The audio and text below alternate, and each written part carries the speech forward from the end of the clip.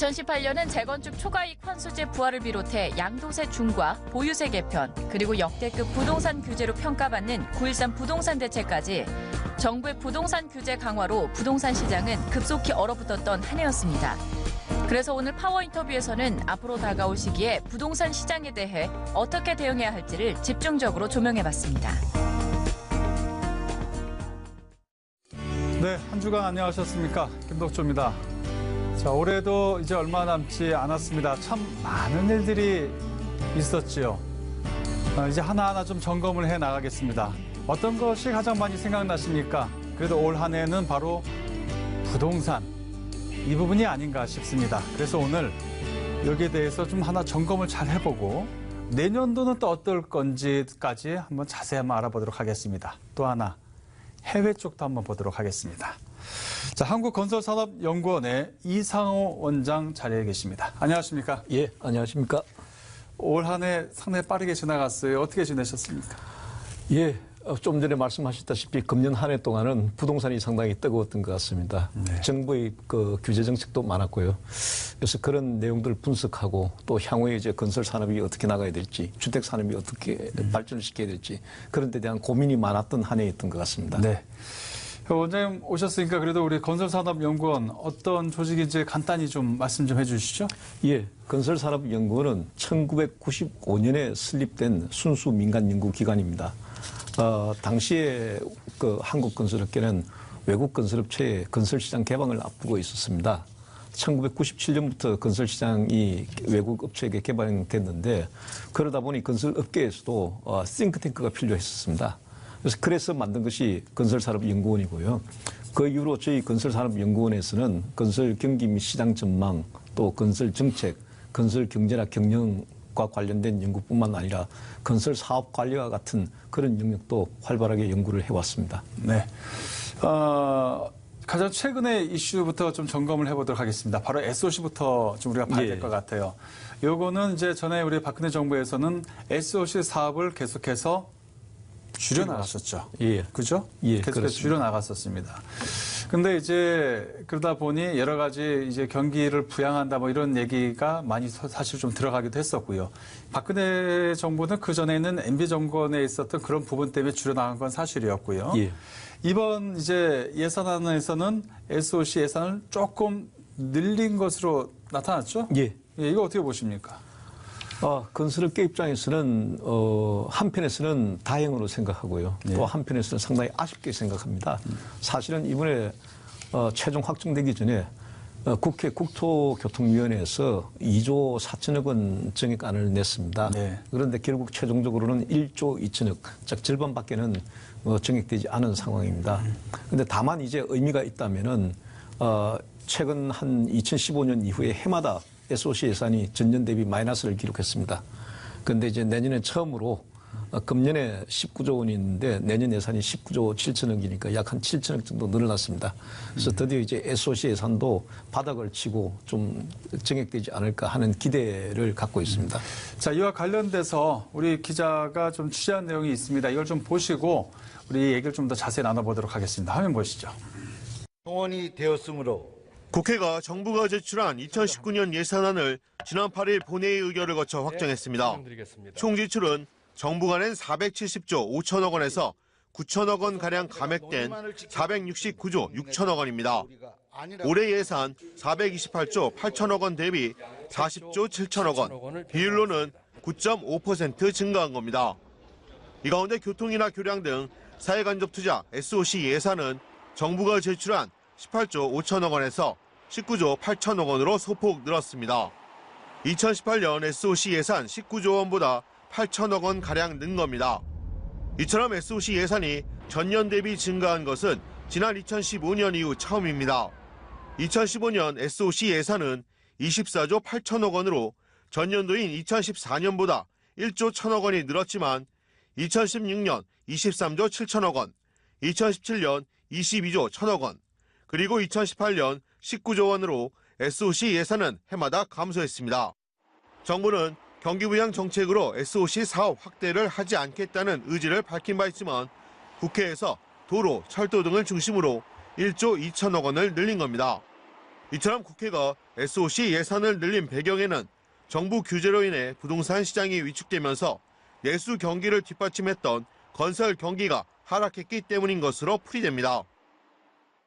일단 SOC가 조금 늘어난 건 분명히 있는데 그 금액 절대 금액이 되게 적은 것 같아요. 예, 그렇습니다. 거기다가 보면은 올 한 해 건설단체, 연합회를 비롯해서 여러 단체에서 SOC 관련해서 좀 더 공격적으로 좀 더 많이 좀 해야 된다고 계속 부르짖지 않았었습니까? 예, 그렇습니다. 예, 어떻게 보셔요? 예. 우리나라의 그 SOC 대부분을 차지하는 그 토목 투자 같은 경우가 2009년 이래 지금까지 약 한 10년 가까이 계속 마이너스 성장세를 기록을 했습니다. 그만큼 계속 이제 10년이나 줄어왔는데 이제는 노후 인프라에 대한 투자 문제라든지 예. 또 경제 성장과 일자리를 위한 그런 투자를 위해서 SOC 투자 확대를 해야 된다는 것이 저희들 생각이고 또 건설업계에서는 최소 SOC 예산을 한 25조 원 이상 투자해 주기를 정부나 국회에 요청을 해왔었습니다. 뿐만 아니라 저희 연구원에서도 계량 모델을 가지고 한번 추정을 해봤습니다. 예. 경제 성장률을 한 3% 정도를 우리가 달성하기 위해서는 향후 5년간에 걸쳐서 얼마만큼 SOC 투자를 더 해야 될 거냐. 얼마 지금 정도죠? 정부의 계획보다도 예, 예. 정부의 계획보다도 지금 저희가 발표한 자료는 연평균 한 12조 정도는 더 투자를 해야 되지 않을까 하는 지금보다 생각입니다. 정부가 연평균? 계획을 잡아놓은 액수보다도 12조. 연평균 한 12조 원씩 계속 추가적인 투자가 이루어져야 되지 않을까라고 저희들은 추정을 하고 있습니다. 알겠습니다. 이 건설 산업만큼 노동 집약적인 산업도 없어요. 사실은 보면은 정부에서는 일자리 창출에 대해서 상당히 지금 사활을 걸고 있고요. 거기에 노력을 많이 하고 있는데 건설 경기의 그런 어떤 그 향상이라고 해야 될까요? 이런 부분도 상당히 우리가 더 신경을 써야 되는 부분인 것 같아요. 그죠? 예, 그렇습니다. 지금 최근에 발표된 통계청 자료를 보면 지난 10월 달에 건설 취업자 수가 209만 명이었습니다.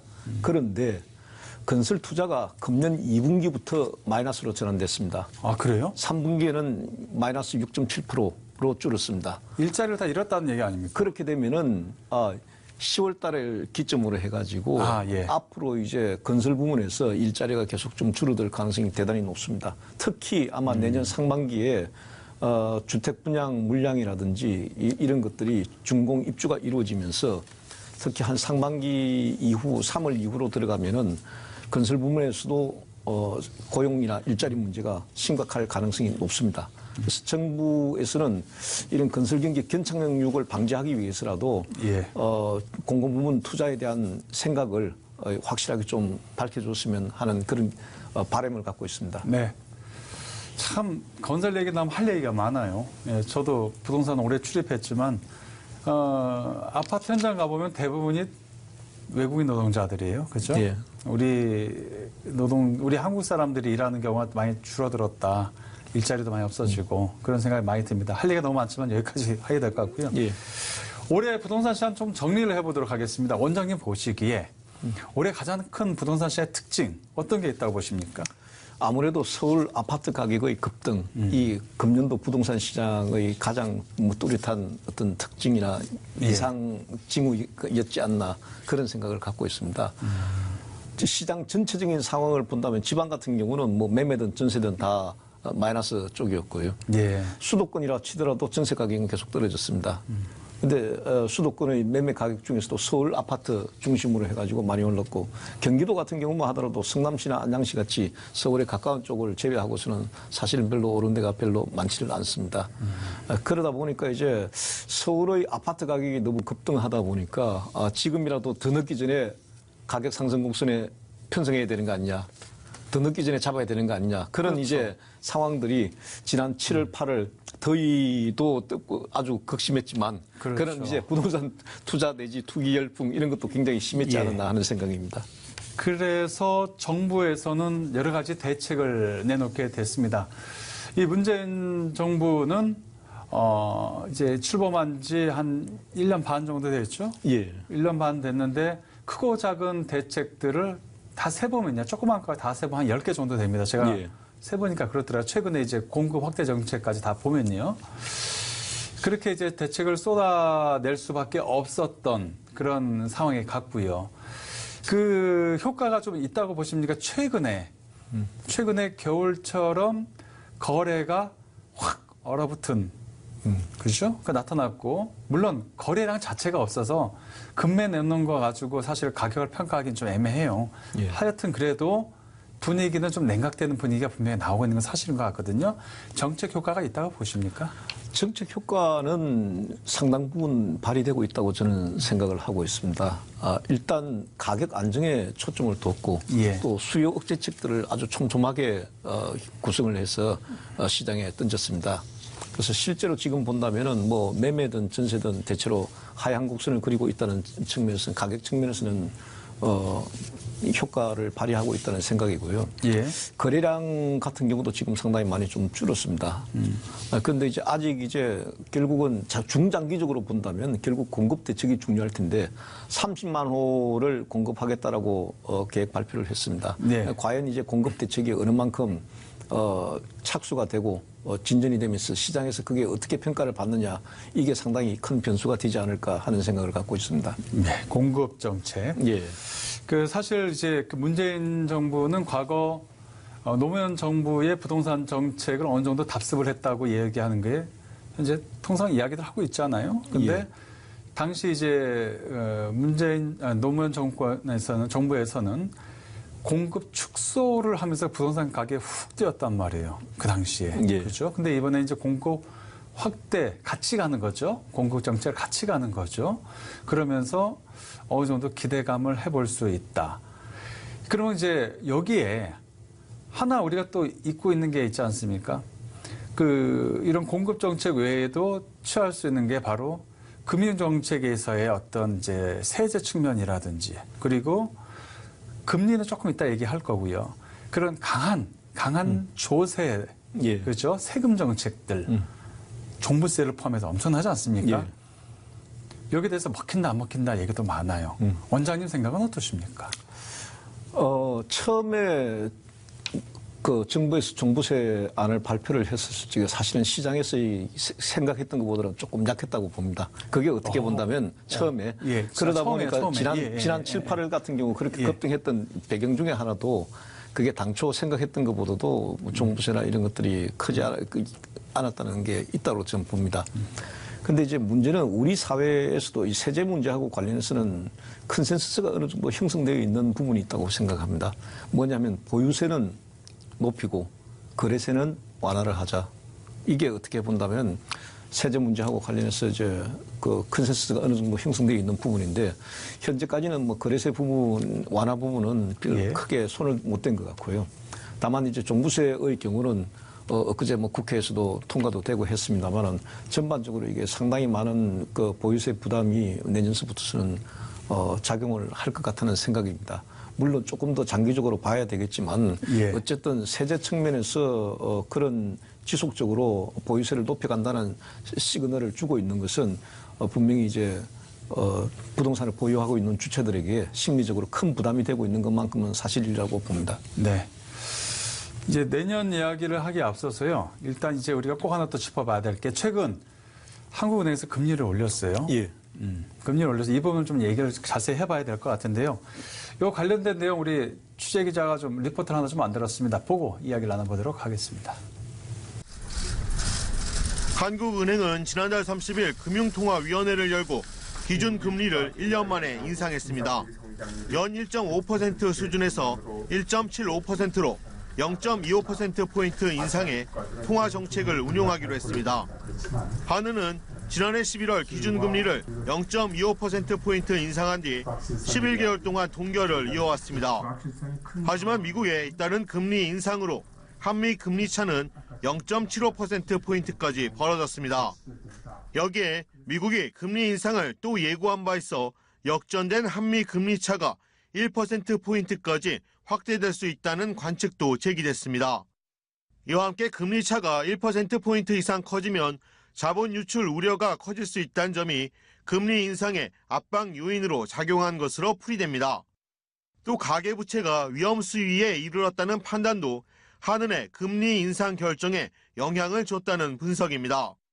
저금리로 인해 시중의 유동성이 확대되면서 가계부채가 소득보다 빠르게 늘고 있고 부동산 자산 쏠림 등 금융 불균형이 커지고 있는 점도 부담 요인으로 작용했기 때문입니다. 경기 둔화에 대한 우려가 큰 가운데 한국은행이 기준금리를 올린 것에 대해 시장은 한은이 경기 부양보다는 금융 안정을 택한 것으로 평가했습니다. 내년 시장을 보려면은 이러한 변수들을 우리가 하나하나 좀 살펴봐야 되는데요. 그중에 가장 큰 게 바로 이 기준금리 문제가 아닌가 싶습니다. 1년 반 만에 올렸어요. 0.25%포인트, 25bp 이렇게 얘기를 하죠.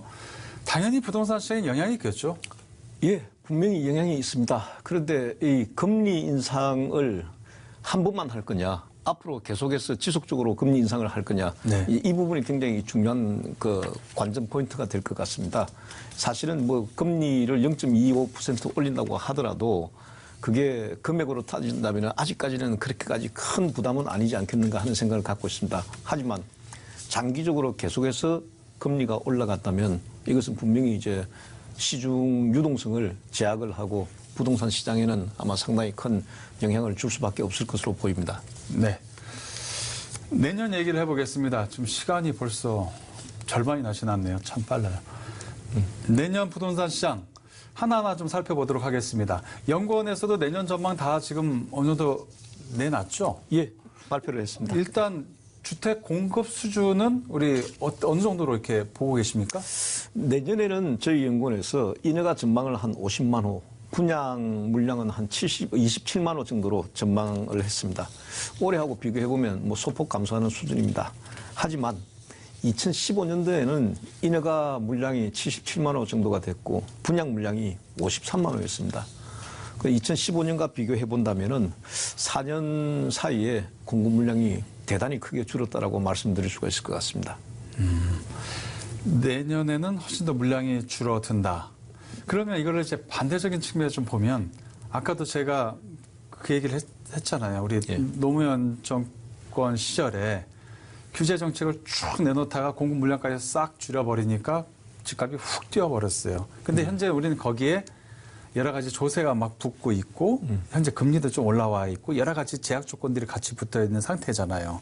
그러면 내년도 예상을 해봐야 되는데 어려워요. 예. 근데 어떻게 보고 계십니까? 여러 가지 좀 너무 복합적이에요, 지금. 예, 예. 그렇습니다. 아마 뭐 대부분의 국민들께서는 가격에 굉장히 많은 관심을 두실 것 같습니다. 예, 예. 그래서 저희 연구원에서 내년도 매매 가격, 전세 가격 전망도 발표를 했습니다. 네. 매매 가격은 내년에 한 1.1% 정도 하락할 것으로 보고요. 전세 가격 같은 경우도 내년에는 한 1.5% 정도 하락한다고 전망치를 발표했습니다. 특히 저희 연구원에서 그동안 수도권의 경우는 그래도 뭐 보합 내지는 플러스 쪽으로 발표를 했었는데 내년 같은 경우는 수도권도 한 0.2% 정도 하락할 것으로 전망했습니다.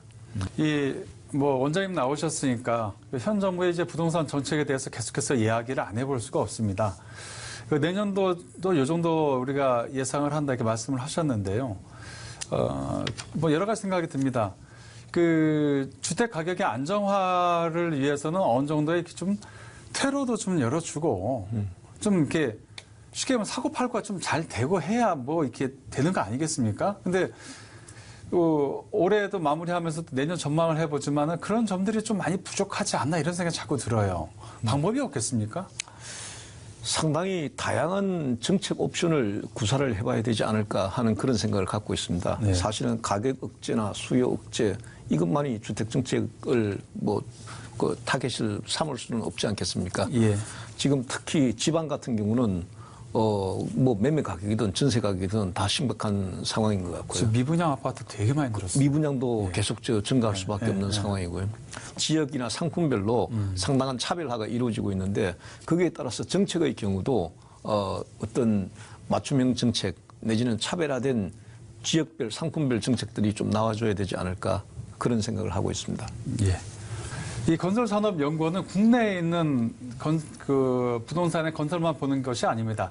해외 쪽도 다 파악을 하고 있어요. 왜냐하면 우리 국내 건설사들이 해외 나갈 때 상당히 옆에서 많은 도움을 주고 있거든요. 그렇기 때문에 원장님하고 또 이 부분도 우리 살짝 좀 짚어봐야 될 것 같습니다.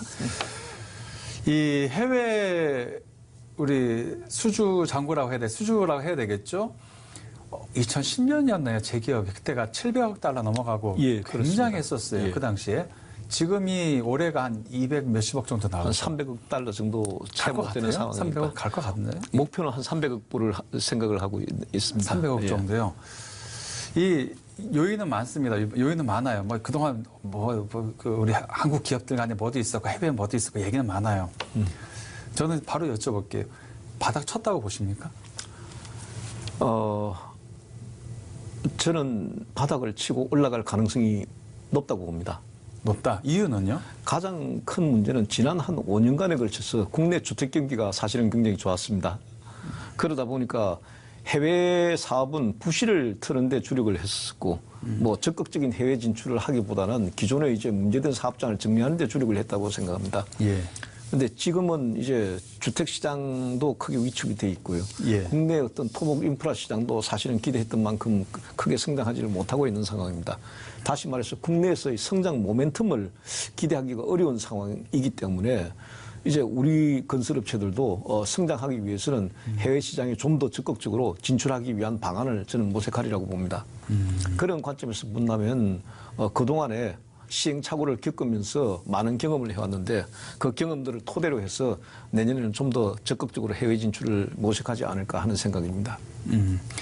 그 여러 가지 말씀을 하셨습니다. 해외 건설의 어떤 이제 그 활로를 모색할 것이다. 그럼 이제 우리 국내 건설사들은 국내에서 이제 그 주택 부분에서의 어느 정도 어려움 요거 갖고 있는 상태고요, 현재. 예. 해외에서도 바닥을 쳤을까 안 쳤을까 하여튼 애매합니다. 하여튼. 근데 이런 부분에서 어떤 활로를 모색할 그런 부분들을 보이고 이 전체적인 이제 건설 경기라 해야 될까요? 건설사들의 전체적인 이렇게 그 봤을 때 이들 전체적으로 좀 이렇게 쑥 하고 일어날 수 있는 부분들 좀 어떻게 좀 발전이라기는 좀 그래요. 우리나라 경제 상황에서 어떤 다시 좀 중추적인 역할을 할 수 있게끔 쑥 일어날 수 있는 방안들. 그게 어떤 게 있을까요? 그게 아마도 우리 건설산업연구원에서 가장 많이 연구를 해야 될 부분이 아닌가 싶은 생각이 들어요, 저는. 예. 어떤 걸까요? 정부의 지원도 물론 중요합니다. 네. 그런데 제가 생각하기에는 기업가 정신을 우리 건설사들이 다시 이제 갖춰야 되지 않을까 하는 생각입니다. 과연 우리가 50년 전에 해외 건설을 한다고 나갔을 때 50년 전에 한국 건설업체들에 비해서 지금 한국 건설업체들이 기술이 모자라겠습니까? 자금력이 50년 전보다 떨어질까요? 훨씬 좋죠. 훨씬 더 지금은. 좋은 상황입니다. 그런데 그때보다도 못한 게 있다면 제가 보기에는 기업가 정신이 아닌가 하는 생각입니다. 그래서 그거는 여러 요인이 있겠지만 지금보다도 더 어려운 상황에서도 해외 건설 진출을 했고 또 우리나라 건설 시장을 이만큼 키워놓은 것은 상당히 많은 기업가들이 큰 역할을 해주셨습니다. 예.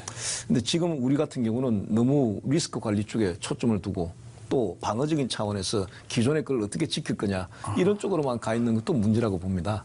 그래서 조금 더 적극적인 기업가 정신을 가지고 해외 시장 개척을 포함해서 국내 주택 시장도 정부 규제만 생각할 것이 아니라 새로운 상품의 개발 또 사업 다각화 등을 통해서 성장할 수 있는 기회를 적극적으로 모색하는 것이 중요하다고 봅니다. 그걸 하기 위한 가장 기본적인 토대가 저는 기업가 정신이 아닌가 하는 생각입니다. 네, 알겠습니다.